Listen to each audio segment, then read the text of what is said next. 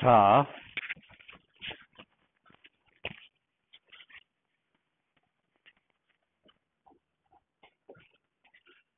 직관적으로 해봤더니 ON이 비용이 들었었고 다 가입과 탈퇴가 조금 더 생각해봤더니 가입은 O 안에 할 수 있는데 탈퇴를 O 안에 하는 방법은 찾기가 어려웠어요. 그래서 이제 로그 N으로 해결할 방법을 찾은 거예요. 그럼 이제 로그 N 비용을 찾았으면 그 다음에 이제 별로 할 게 없는 거예요. 그렇죠? 그거보다 줄이기가 힘드는 거죠. 그런데 이제 요 분들은 아까는 어떻게 했냐면 여기에 있는 키들이 다 뭐였어요? 독립적인 키였어요. 연결이 안 되는. 그냥 여기에 랜덤한 키들을 넣는 거예요. 그리고 새로 바꿀 때도 새로 랜덤하게 키들을 노드에 할당합니다. 그런데 이 OFT는 지난번에 소개했던 머클 트리가 있었죠. 그 머클 트리를 활용한 거예요. 어떻게 했냐면 이제는 K12가 그냥 독립적인 키가 아니라 이 두 개를 해시한 다음에 그거의 해시 값으로 K12를 계산하는 거예요. 즉 얘는 얘 두 개를 알면 계산할 수 있는 거예요. 그러면 이 방법에서는 이 사용자가 실제 똑같아요. 유지해야 되는 건 요걸 유지해야 되는데 요걸 유지해야 되는데 마찬가지로 똑같이 요걸 유지해야 되는데 이제는 요거를 요 값 자체를 유지하는 게 아니라 얘는 K1 그 다음에 GK2 그 다음에 GK34 GK58을 유지하게 됩니다. 그럼 이렇게 요 K2가 아니라 한번 해시한 값 G와 F는 다 해시함수인데 해시한 값을 유지하게 되면은 이 사용자는 필요하면은 이제 얘네들을 이용해서 얘와 얘와 얘를 계산할 수가 있습니다. 그래서 아까랑 똑같이 요 키가 이제 뭐가 되는 거예요? 그룹 키가 되는 거예요. 그리고 중간 키들은 또 그 부분 그룹 키로 사용할 수가 있습니다. 근데 독립적으로 키를 우리가 할 때와 이처럼 밑에 있는 두 개의 자식 키값을 이용해서 K10 요 상위에 있는 키값을 계산하게 되면은 어떤 점이 유리해지냐면은 마찬가지로 가입해요. 가입을 하면은 이제 후방의 안전성이 만족이 돼야 되니까 얘가 이제 받아야 될 키들은 요거 키들인데 그쵸? 요것들을 싹 바꿔줘야 돼요. 싹 바꿔줘야 됩니다. 근데 얘네들은 독립적인 키가 아니죠. 독립적인 키가 아니라 밑에 두 개를 이용해서 계산을 하게 되는 거예요. 그런데 한쪽은 바뀌지만 다른 한쪽은 어때? 안 바뀌죠. 즉 아까와 달리 얘를 바꿀 때 필요한 게 아까는 양쪽으로 두 개의 메시지들이 갔죠. 독립적인 키니까 두 개 갔는데 여기서는 한쪽으로만 가면 돼요. 왜냐하면은 다른 쪽은 이미 알고 있어요. 기존 사용자들이. 얘를 계산하기 위한 값을 이미 알고 있는 거예요. 그래서 똑같이 비용은 어떻게 돼요? 여전히 트리 높이에 비례하겠죠. 그런데 LKH에 비해서 OFT를 쓰게 되면은 반으로 줍니다. 필요한 메시지가. 필요한 암호문이 반으로 줄어들게 돼요. 한번 생각을 해보면 알겠는데 어쨌든 그렇게 됩니다. 그래서 기본적인 아이디어는 LKH와 OFT가 똑같은데 이진 트리로 모델링한 건데 얘는 독립적인 키를 노드에 할당하지 않고 밑에 있는 키들을 이용해서 상위 노드의 키를 계산하게 되겠고 그렇게 계산하면은 바꿔줘야 될 때 이것을 알기 위한 반대쪽 하나는 이미 알고 있게 되는 거예요. 그 다른 사용자들이. 그래서 필요한 메시지들이 반으로 줄게 됩니다. 그런데 이 경우에는 아까는 가입하거나 탈퇴할 때 그 형제 노드 또는 가입했을 때의 이 형제 노드 그리고 탈퇴했을 때의 형제 노드는 자기 키 값을 안 바꿔도 돼요. 근데 OFT에서는 자기 키 값을 바꿔줘야 돼. 형제 노드가 되는 애는. 왜냐하면 얘를 안 바꾸면은 얘가 뭘 알게 돼요. 얘는 뭘 알아야 돼? GK4를 알아야 되는 거죠. 그러면 예전 GK4하고 차이가 없게 되면은 얘가 예전에 썼던 키들을 에 대한 일부 정보를 알게 되는 문제점이 있어요. 그래서 이 방식에서는 이제 그 탈퇴와 가입의 어떤 형제 노드가 되는 그 노드는 자기의 키 값을 바꿔줘야 됩니다. 그게 또 차이가 있습니다. 어쨌든 OFT는 이제 그렇게 이제 만들어져 있고 여기에 소개는 안 하고 있지만 이제 LKH 형태로 쓰는데 로그 n인데 자꾸 아쉬운 거예요. 왜냐하면 직관적인 방법에서는 가입은 뭐에 할 수 있었어요? O 안에 할 수 있었죠. 그러면 이렇게 쓰면서도 가입을 O 안에 할 수 있는 방법은 없을까? 고민을 많이 해서 되게 편법을 써가지고 그렇게 만든 어떤 방법도 있긴 있어요. 그래서 그런 식으로 노력을 하는 거예요. 연구들은. 네, 그렇습니다. 특별히 설명드릴 건 없고. 그 다음에 얘는 너무 어렵고 지금 시간 관계상 설명 안 드릴게요. 그래서 넘어가겠습니다. 넘어가고요. 탈중앙형도 별로 중요하지 않으니까 넘어가고 분산형으로 확 뛰어 넘어오겠습니다. 그래서 분산형이라는 건 그 키 분배 서버, 중앙 집중형 키 분배 서버를 사용하지 않는다는 거예요. 키 분배 서버. 그럼 어떻게 하냐? 이 둘이 짝을 맺어서 서로 DPL만을 하는 거예요. 그리고 그 다음에는 얘와 얘가 하든 해서 또 그 위에 거를 해요. 계속 DPL만 하는 거예요. 얘가 값이 돼서 DPL만 또 하고 하는 거예요.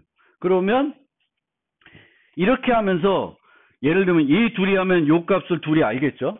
이렇게 하면 얘가 알겠죠? 그럼 얘 둘이 하면은 요걸 알겠는데 얘가 또 얘한테 뭘 줘야 돼? 얘를 또 줘야 되죠.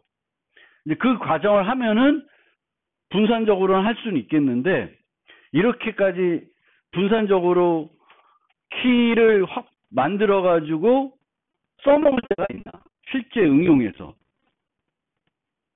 분산적으로 키 분배, 그러니까 중앙집중 분배 서버를 쓰지 않고 이렇게 분산형으로 그 그룹 키를 확립해야 될 필요성이 실제 있는지 모르겠어요, 저는.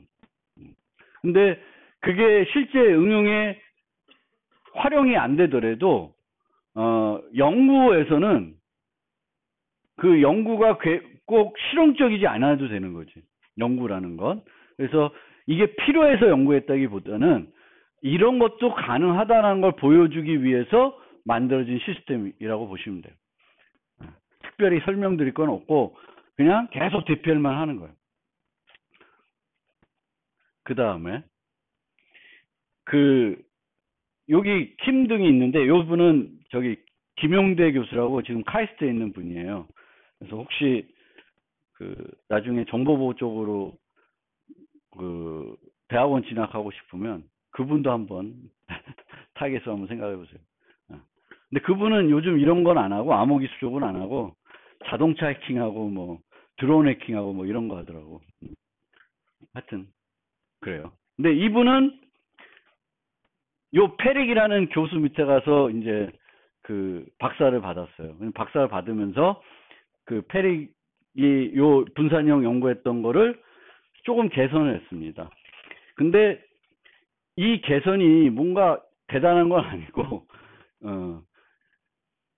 보통은 우리가 아까 어떻게 됐냐면 쭉 가보자. 다시 가보자. 자, 가입할 때 이진트리이고, 이 이진트리가 균형 이진트리가 되겠죠. 그래서 트리의 높이가 막 이상하게 되면, 편향 트리가 되면 우리가 원하는 로그 n에 안 되는 거잖아요. 그래서 이제 처음에 그 만들었던 사람들이 어떻게 얘기했냐면, 누구든지 생각할 수 있는 그 얘기를 한 거죠. 가입은 단말에 가입하는데 트리의 높이를 증가시키지 않을 수 있으면 거기다 하는 거죠. 그러면 가장 효과적으로 할 수 있다고 생각한 거고, 그 뒤로는 그거 말고는 또 있을까? 다른 방법이 있을까는 생각을 잘 안 하게 돼요. 그리고 그게 이 문제의 되게 핵심적인 요소도 아니에요. 그러면 이제 그런 요소들은 이제 연구하는 사람들 입장에서는 별로 관심 사항이 아닌 거죠. 어떻게 하면은 O1에 만들까? 막 이거는 고민을 하는데, 이제 어디다 가입시킬지 막 이런 건 안 하는 거예요. 근데 이제 김용대 교수는 왜 항상 밑에다가 가입하냐라고 한 거예요. 그래서 어디다 가입하냐 그러면, 완벽 이진 트리일 때는 완벽 이진 트리, 이게 완벽 이진 트리죠. 완벽 이진 트리가 아니면은 원래 거와 마찬가지로 가입하는 거예요. 그러니까 이런 상황이다. 그럼 요 아니면 여기다 하는 거예요. 근데 요렇게 되어 있어요. 그러면 요렇게 하는 게 아니라 요렇게 하자는 거예요. 루트에 가입하는 거예요. 루트에. 그러면 비용을 대폭 줄일 수 있죠. 어차피 그 다음에는 또 여기서 이렇게 쭉쭉 늘어나겠죠. 그래서 뭐 대단한 아이디어예요? 그렇지 않은데, 그래도 이게 연구들 보면은 정말 생각하지 않았던 그 부분이 있어요. 다른 사람들은 그게 중요한 부분이 아니니까 생각을 안 해. 그거는 그냥 생각을 안 하는데, 그러니까 남들이 생각 안 하던 것까지 생각할 수 있는 게 되게 중요한 거예요. 어떤 분야에서 일을 하든 간에, 연구를 하든 뭐 일을 하든. 그래서 이 김영대 교수는 이제 이렇게 완벽 이진트리 할 때 루트. 그러면 분산형에서만 이게 가능하냐? LKH OFT도 똑같이 이렇게 할 수 있어요. 똑같이 완벽 이진트리일 때는 단말에다 가입하는 게 아니라 루트에 가입시켜서 더 효과적으로 할 수가 있습니다. 근데 여전히 이 형태는 뭐예요? 다 그 DPL만 갖고 하고 있죠.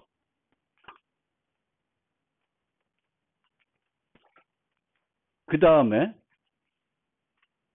이분은 이제 또 뭘 했냐면은, 왜 DPL만을 꼭 끝까지 올라가면서 해야 되냐. 이 사람은 생각해 봤더니 이 둘들은 분산적으로 해야 되니까 키 동의 프로토콜을 써야 돼요. 그리고 키 동의 프로토콜 중에 가장 만만한 건 이제 그 DPL만이겠죠. 그래서 DPL만 하는 건 좋아. 근데 그 다음에 얘는 DPL만 할 필요가 없다는 거예요. 우리는 그냥 밑에 했으니까 위에도 계속 DPL만 하는 형태로 이제 첫 사람이 그렇게 만들었으니까 그때는 이제 그렇게 하면 되는구나 해서 글로 끝나는데, 이제 이 사람은 이제 그거 필요 없다. 요 단말 둘이서는 뭐 DPL만 해도 되고, 뭐 다른 거 있으면 다른 거 해도 되고, 키 동의만 하면 되겠고, 그 위로부터는 예전에 했던 것처럼 OFT 방식으로 해도 문제가 없이 그 그룹 키 프로토콜을 만들 수 있다라고 제안을 하고 있습니다. 근데 실제 보면 조금은 차이는 있는데 이제 가능하다는 거죠.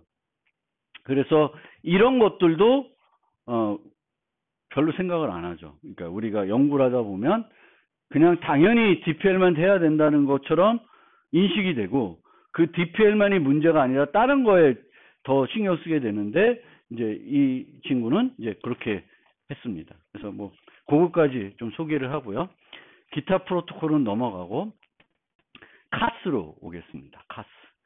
그래서 카스 설명드리면 오늘 끝날 것 같은데, 카스는 뭐냐면은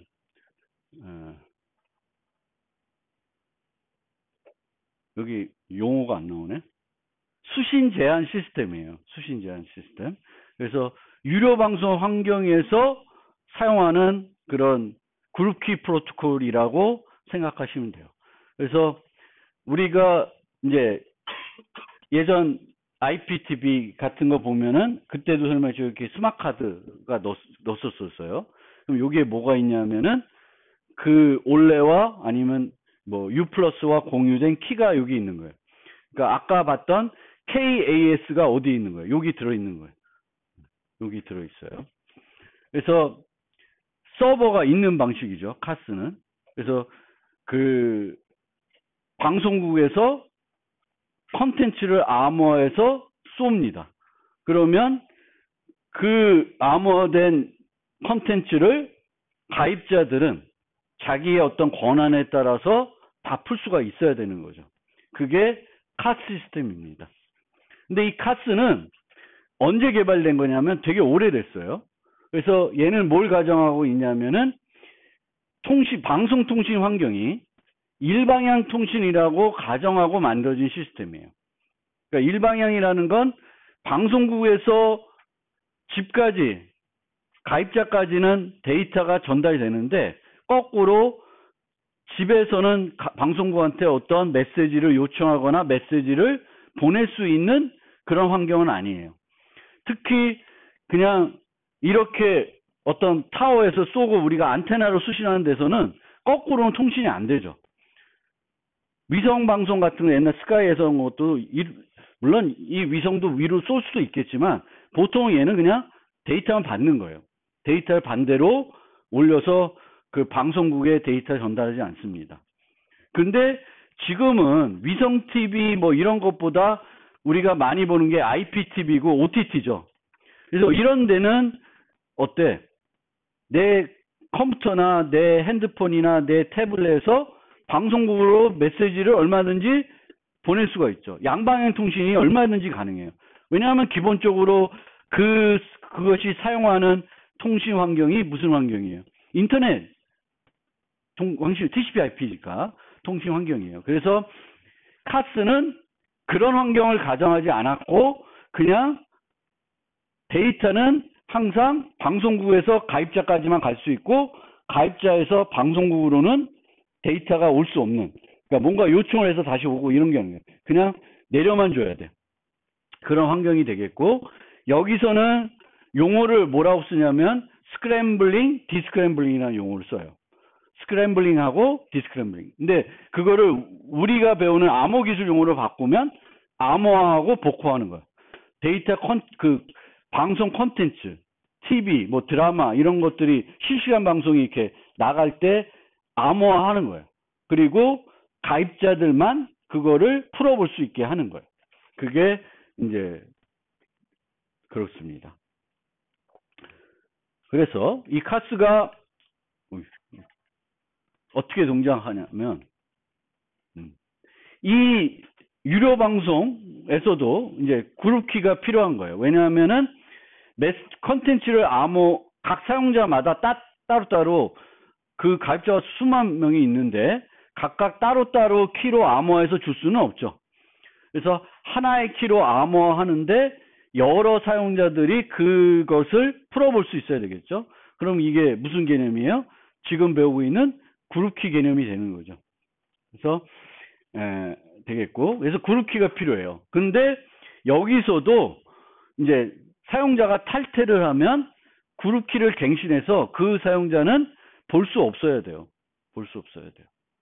근데 실제로 키를 갱신하지 않고 어떻게 하면 돼요? 보통은 그냥 집에 와서 가져가죠. 회사에 가죠. 셋톱박스로 회사에 가면 볼 수가 없는 거예요. 네? 근데 이제 실제로는 키를 바꾸겠는데 이제 키를 안 바꾸더라도 내가 이제 탈퇴할래요 그러면 손살같이 와서 가져가요. 그리고 내가 탈퇴하겠습니다 그러는데 그러면 내가 12시에 전화하면 12시부터 못 보냐? 그렇지 않습니다. 그거 가져가기 전까지는 계속 볼 수가 있어요. 그래서 그런 방식인데, 근데 실제로 여기서도 키를 갱신해요. 이제 갱신하는데, 근데 실제로는 키를 갱신하지 않아도 탈퇴하게 되면 셋톱박스가 없어서 볼 수가 없습니다. 네, 그렇다는 거고. 그리고 여기서는 전방의 안정성은 그래도 좀 중요해요. 즉 탈퇴한 애들은 못 봐야 되는데 새로 가입해서 들어온 애들이 옛날 걸 못 봐야 되냐?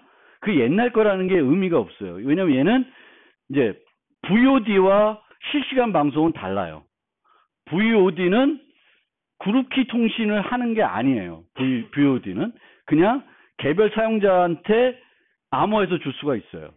내가 지금 요번에 뭔가 어떤 서비스에 가입해서 아바타를 보겠다 그러면 이제 그것도 서비스마다 다른데 VOD를 내가 아바타만 보겠다 하면 나한테만 내가 볼 수 있는 키로 암호해서 주면 돼요. 여러 사람이 아니라. 근데 물론 이제 올레 같은 경우에는 이제 그런 게 있죠. 내가 이렇게 돈을 내면 즉시 보는 게 아니라 그 상영 시간에 볼 수만 있는 그럴 경우에는 이제 또 그룹키 방식이 필요한 거죠. 나만 보는 게 아니라 같이 돈 낸 사람은 그 시간에 볼 수가 있으니까 이제 그런 서비스마다 다른데 보통의 VOD는 또 달라요. 요즘은 그런 게 있나? 요즘은 좀 다를 수 있는데 요즘 제가 그런 걸 잘 안 봐서 OTT를 안 해서 잘 모르겠는데 예전에는 KBS 이런데 웹사이트에 가면 그 드라마 한 편당 500원 내고 막 봐요. 그런 거는 실시간 방송이 아닌 거예요. 그거는 내가 클릭하면은 나한테 내가 볼 수 있는 키로 암호해서 나한테만 주는 거예요. 그거랑 여기랑은 다른 거예요. 이거는 이제 카스는 실시간 방송을 암호하는 것이고 실시간 방송에서는 전방의 안전성은 중요한데 후방의 안전성은 별로 안 중요해요. 그리고 전방의 안전성도 즉시 못 보게 하는 거기보다는 조금 텀을 둬도 그렇게 문제되진 않아요. 얘가 오늘 12시에 전화했는데 12시에 땡 하고 못 보게 하는 게 아니라 이제 조금은 더 보게 해도 그렇게 크게 문제가 되는 시스템은 아니다라는 거고요. 또 이 유료 방송은 가입자가 항상 셋톱박스를 켜놓고 있지 않아요. 그렇기 때문에 이제 상태 기반을 쓸 수가 없습니다. 그러니까 아까 같은 LKH는 여기서 쓸 수가 없어요. LKH는 상태 기반이에요. 전체 사용자를 그 수많은 사용자를 논리키 구조로 모델링하는 것도 쉽지 않지만 그 LKH는 상태 기반입니다. 항상 참여해가지고 키 갱신될 때마다 새로운 키들을 받고 키들을 갱신하지 않으면 한 일주일 있다 들어가서 새로 받아왔자 그거 갖고는 현재 그룹키를 얘는 계산 못해요. 다 바뀌어 있을 테니까. 그래서 비상태 기반이어야 되겠고 또 하나 여러분들이 착각할 수 있는 건 이런 IPTV에서는 내가 현재 MBC를 틀고 있다. 그럼 MBC 컨텐츠만 오는 건 아니에요. IPTV에서 내가 볼 수 있는 채널이 200개다. 그럼 200개 컨텐츠가 계속 오고 있습니다. 그 중에 하나를 내가 보는 거지 내가 특정 채널을 본다고 해서 그 채널의 데이터만 나한테 오는 형태는 아닙니다. 그리고 실제 각 업체에서 그 쓰는 카스 방식, 요 방식은 어떤 방식을 쓰는지 자세히 공개하지는 않아요. 근데 어떤 식으로 동작하겠다는 거는 이제 연구에서 다 알고 있고 이제 연구에서 발표된 것들이 있고 대부분은 제가 설명드린 것과 큰 차이는 없을 겁니다. 자, 이 카스는 키를 몇 개 쓰냐? 3개를 씁니다. 3개. 그래서 3계층 키를 쓴다 그래요. 3개를 써요. 그래서 당연히 사용자별 키가 있어야 돼요. 왜? 사용자마다 권한이 다를 수가 있어요. 그래서 사용자마다 다른 키를 쓰는 거예요. 그 다음에 사용자마다 다른 키를 쓴다고 가정을 했습니다. 그러면 그 사용자 키로 컨텐츠를 암호하게 되면은 컨텐츠가 몇 개 필요해? 하나의 채널마다. 가입자 수만큼 필요하죠. 그러니까 그렇게는 안 되는 거예요. 그럼 어떻게 해야 돼? 컨텐츠를 암호하는 키는 따로 있어야 돼. 그래서 컨텐츠를 암호하는 키를 따로 만들고 그 다음에 그 컨텐츠를 암호하는 키로 실제 컨텐츠를 암호해야 돼요. 그러면 키가 계층이 몇 개 쓴 거예요? 2개 쓴 거예요. 2개 쓴 건데 그렇게 되면은 이제 컨텐츠를 풀어보기 위한 암호문은 몇 개가 필요해? 2계층만 쓴다. 그럼 암호문이 몇 개 필요해요? n개가 필요한 거예요. 이렇게. 그러니까 CW는 컨텐츠를 암호하는 암호 키예요. CW는. 그리고 만약 2계층을 쓴다 그러면은 각 사용자의 키로 CW 암호하고 컨텐츠는 뭘로 암호한 거예요? CW 암호한 거예요.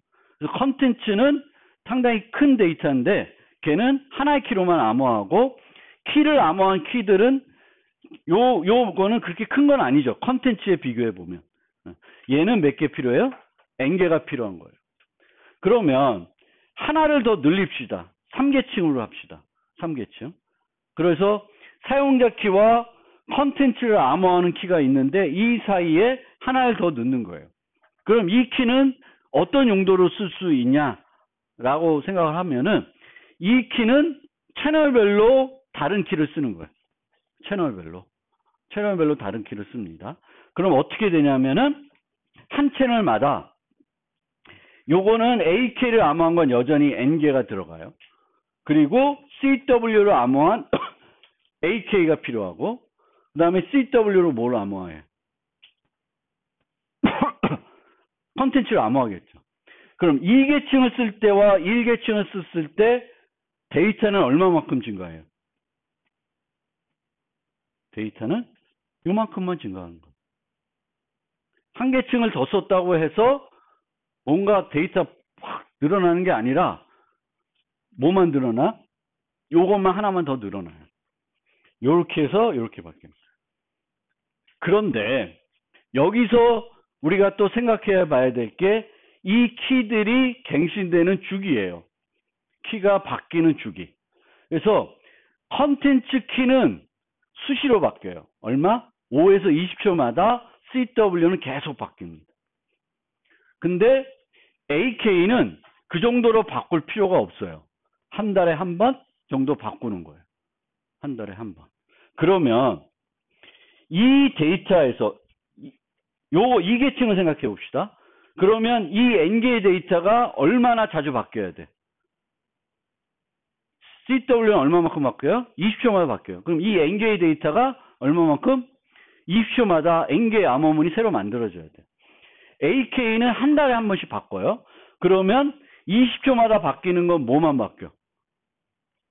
요거만 바뀌죠. 얘는 안 바뀌어. 한 번 만들어 놓으면은 안 바뀌어요. 그래서 계층별로 주기별로 이렇게 두게 되면은 서버 입장에서는 20초마다 뭐만 하면 돼? 요 하나만 만들면 돼요. 그 하나만 만들면 되는데 이 n개의 데이터를 이 n 플러스 1 데이터를 CW 주기마다 계속 바꿔서 보내줘야 되죠. 안 보내면 안 돼요. 보내줘야 돼요. 왜 항상 보내줘야 될까?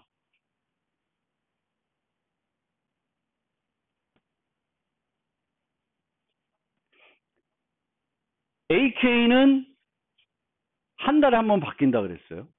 그러면 나는 K1일 때 요 메시지는 실제 얼마 만에 풀면 돼?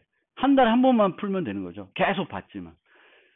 그 사용자가 계속 풀어야 되는 건 요것만 풀어야 되는 거지. 얘는 아니죠. 그렇죠?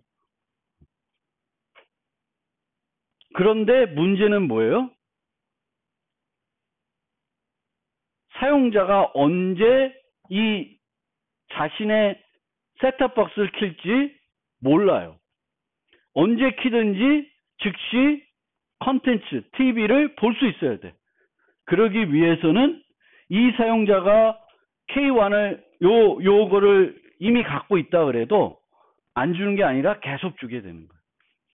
즉 이런 식으로 실제 카스를 쓰면은 200개 채널이 있다 칩시다. 그럼 200개마다 컨텐츠가 이제 날라올 거예요. 근데 이 컨텐츠의 세부 내용을 보면 n개의 EMM이 있고 1개의 ECM이 있고 여기에 요 ECM에 들어있는 CW로 암호화된 컨텐츠가 가는 거예요. 그리고 20초가 지나면 또다시 얘가 가고 컨텐츠가 가고 20초 지나면 또 가고. 근데 이 10초마다 이렇게 보내더라도 서버는 얘는 이미 만들어 놓은 거니까 넣기만 하면 되는 거고, 새로 계산해야 되는 건 뭐만 계산하면 돼요? ECM만 계산하면 돼요. 그래서 EMM이라는 거는 Entire Management Message로 뭐란 거예요? 사용자 키로 AK, 채널별 키를 암호한 거고, 얘는 ECM은 컨텐츠 키를 AK로 암호화된 암호문이 되겠습니다. 그래서 내가 채널을 바꾸면 먼저 EMM을 풀어가지고 AK를 얻고, AK를 이용해서 ECM을 풀어서 CK를 얻고, CK로 요거를 디스크램블 해가지고 이제 TV에서 보게 되는 거예요. 그러면 이 카스는 어디서 어느 구간을 보호하는 기술이냐면 방송국에서 어디까지? 셋톱박스까지예요. 셋톱박스에서 스크린까지는 보호될까요? 안 돼요. 그럼 어디다 넣으면은 데이터를 끄집어낼 수 있냐면 여기를 가지면 이제 할 수가 있죠. 여기 오는 집에 오는 데이터를 내가 해봤자 녹화해봤자 아무것도 안 되죠. 여기를 해야 돼요. 그래서 요 구간도 또 별도 뭔가 조치를 취하는 기술도 있어요. 요 구간. 요 구간은 무슨 요즘 다 뭘 써요? HDMI 많이 쓰겠죠. 그 HDMI 구간을 또 보호하는 기술도 있어요. 그거를 뭔가 해킹해가지고 내가 불법적으로 영상을 복사한다든가 뭐 이런 걸 못하게끔 이제 하는 기술도 있습니다. 그래서 카스는 이렇게 돼요. 이게 카스예요. 그러면 이제 3계층을 쓰는 거예요. 만약에 한 계층을 더 늘리면 어떨까요?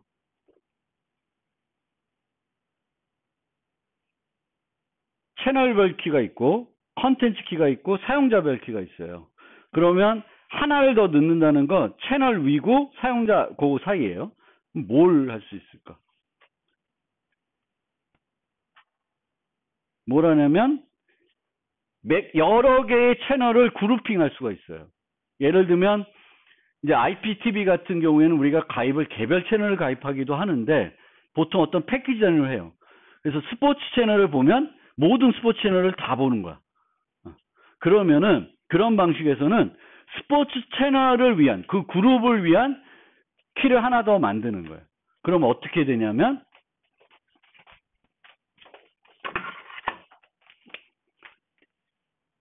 플러스 K1으로 GK를 해서 이게 N개가 있고 그 다음에 AK를 GK가 암호하고 그 다음에 CW를 AK가 암호하는 형태예요. 그러면은 아까와 달리 사용자 입장에서는 어때?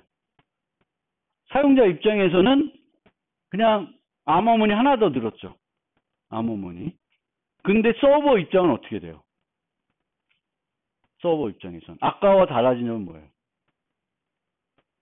이 그룹 키가 10개 채널에 쓰인다. 그럼 어떻게 돼?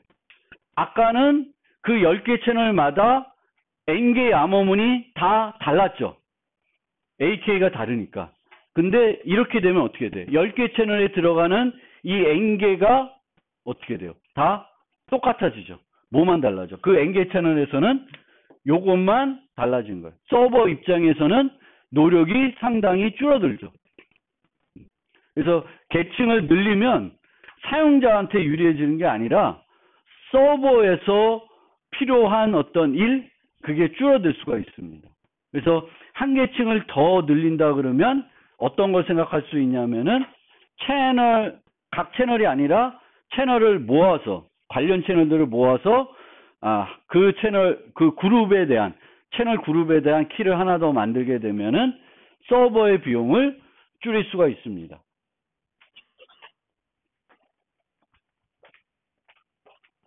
그래서 서버의 비용이 줄어든다는 거고요. 그 다음에 아까 그럼 요거 설명이 빠진 것 같은데 CW는 5에서 20초고 48비트예요. 60비트. 그럼 60비트 키면은 현재 우리가 사용하는 안전성으로 생각했을 때 안전해요, 안 해요? 안전하지 않죠. 근데 여기선 상관이 없어요. 실시간 방송이기 때문에 그 순간에 못 보면 되는 거지. 지나가면은 지나가서 모았다가 내가 60 그거를 전수조사해서 찾아서 그 짧은 20초 구간을 볼 수 있게 한다 그래서 별로 피해가 안 되는 거예요. 그래서 얘는 T 길이도 짧아요. 그리고 5에서 20초 사이에 바꾸는 거예요. 바꾸는 거고, 왜 5에 20초에서 빠르게 바꿀까? 뭐 이렇게 되는데 제가 생각하는 결론은 어차피 20초마다 새로운 걸 줘야 돼. 그 20초마다 새로운 걸 안 주면은 예를 들면은 2분에 한 번씩 줘요. 그럼 어떤 현상이 벌어질까? 2분마다 새로운 걸 줘. 그럼 어떤 현상이 벌어져요? TV를 켰다. 그러면 바로 볼 수 있어요? 못 봐. 2분이 지나야 봐. 그러면 안 되겠지. 그래서 얘는 어쨌거나 5초, 20초 그 사이에 줘야 돼. 그래서 TV, 왜 원래 TV 키면 처음에 부팅할 때 조금 걸리죠. 그 다음에 보는 거지 바로 안 보이죠. 그 기간이 조금 필요한 거예요. 근데 얘를 늘리면은 그게 더 길어지지. 그래서 얘는 길 수가 없어요. 이 기간을 늘리면은 막 5분 했다 그러면 사용자가 집어던지고 막 딸내미가 막 왜 고장났다고 빨리 켜달라고 막 난리 치는 거죠. 기다려야 되는데. 그래서 얘는 짧을 수밖에 없는 거예요. 그거 이해해 주시면 좋겠고. 그 다음에 카스들을 요즘은 이제 옛날에는 이런 식으로 스마트 키에다가 키를 넣고 이 안에 칩을 넣어요. 카스를 하는 칩을 넣어요. 그러면 이제 그 카스 알고리즘이 이 안에 고정이 되는 거죠. 그래서 갱신이 안 되는 거야. 근데 요즘은 어떻게 하냐면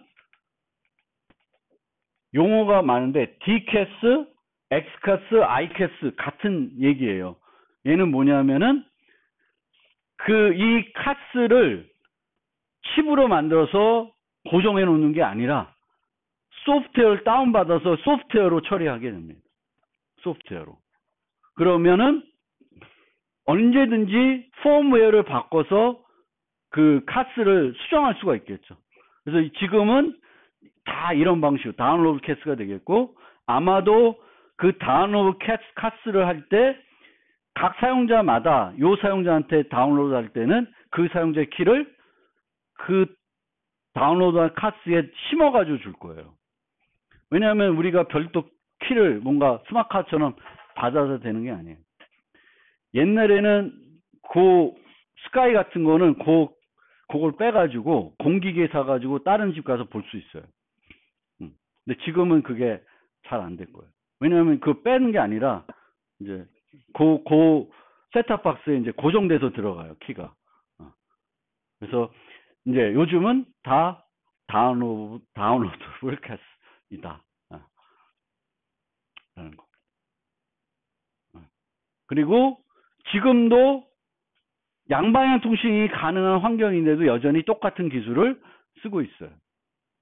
그러면 그러니까 단방향이 아니라 양방향이잖아요. 지금은 IPTV 같은 경우에는 우리도 메시지 보낼 수 있고 받을 수 있으니까, 만약에 양방향이다. 그러면 어떤 생각을 해볼 수 있냐면은, 우리가 그 EMM, ECM으로 나눴잖아요.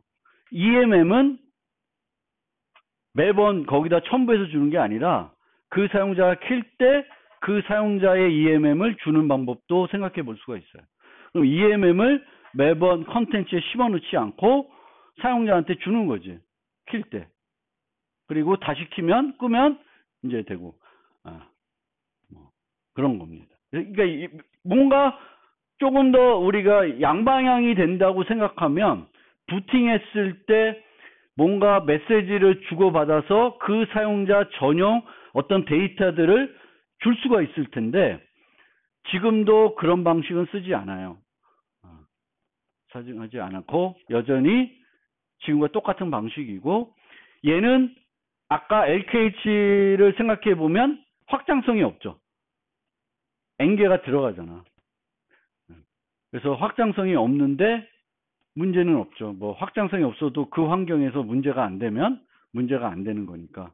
그래서 이제 이 카스는 이제 지금도 예전에 만들어진 거지만 지금도 똑같은 방식으로 3계층 키를 써서 동작을 하고 있습니다.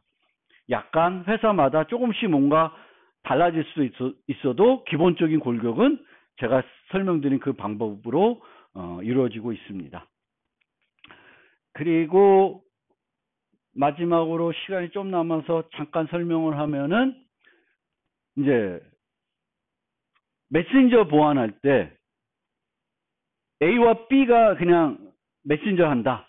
그러면 엔투엔드 단대단 암호화를 해서 서버도 보지 못하게 해줘요. 그런데 만약 우리가 단톡방을 한다. 그러면 보통은 단톡방은 단대단 암호를 안 해요. 근데 단대단 암호를 지원하는 어떤 메신저를 썼다. 카톡이 지원하나? 카톡 단톡방 비밀 지원해요? 지원해? 몰라. 그냥 잘 모르겠어요. 근데 여하튼 웬만하면 기본적으로 안 하게 돼 있을 거예요. 근데 뭔가 설정하면은 될 것 같은데 안 하는 것 같고, 시그널은 이제 어떻게 했냐면은 그냥 단대단에 하던 거를 N개로 확장을 했어요. 그러니까 얘는 그룹키가 아닌 거지. 그냥 단톡방에 N명이 있으면 그 N명 간에 다 그 그룹 키를 확립하고 N개의 메시지를 보내게 돼요. 그래서 얘네들은 이런 방식을 쓰는 거예요.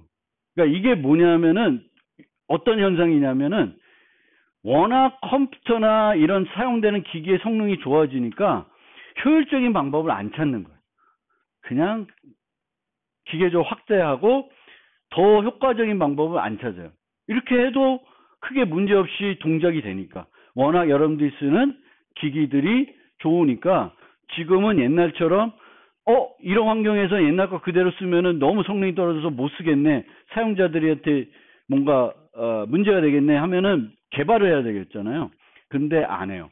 그냥 시그널은 똑같이 그냥 단대단에 하던 거를 기계적으로 N개로 늘린 거예요. 근데 왓츠앱은 약간 개선을 했어요. 약간 개선을 해가지고 하는데 몇 개의 그룹키를 만드냐면은 N개의 그룹키를 만들어요. 얘는 왓츠앱은 N개의 그룹키를 만들어서 A가 만든 그룹키, 왜 그렇게 하는지 모르겠는데 A가 만든 그룹키, B가 만든 그룹키, C가 만든 그룹키가 따로 있는 거예요. 그래서 A가 보낼 때는 이렇게 암호화해서 보내요. M 보내면은 서버도 못 보내고 이렇게 되는 거예요. 근데 시그널은 그냥 두 명한테 보내려면은 두 개의 메시지가 가요. 그래서 이제 어쨌든 간에 이런 것들도 보면 아까 얘기한 것처럼 아쉬운 게 없는 거예요. 효율적으로 안 돼도 문제가 없다. 근데 쉽지 않아요. 그러면 여기에다가 LKH를 적용해서 쓰면 어떨까라고 생각해 볼 수 있잖아요. LKH, OFT나 그러면 로그 N에 되니까. 근데 그러려면은 뭘 해줘야 돼? 누군가 하나는 서버 역할을 해줘야 되죠. 그러면 단톡방 만든 사람이 하면 되잖아. 그럼 그렇게 만들 수 있겠죠. 근데 문제는 이 환경은 단톡방을 만든 사람이라고 해서 항상 참여하지 않아요. 그렇죠. 이 사용자들이 우리가 다른 예를 들면은 줌 회의를 한다. 그럼 그 줌 회의는 그때 참여한 사람이 땡이잖아. 그 사람들 나가든 말든 그리고 끝나면은 또 다음 줌 회의 하면 새로 그때 만들면 되는 거죠. 근데 얘는 한번 단톡방 만나면은 계속 쓰잖아요. 1년 내내 쓰니까 안 되는 거고. 얘가 탈퇴하면 또 이전을 시켜줘야 되잖아. 그러니까 우리가 이렇게 만들었던 이런 LKH 같은 경우에는 실제 그룹키 통신할 때 쓸 수 있지만 적용할 수 있는 곳이 그렇게 또 많지는 않은 거죠.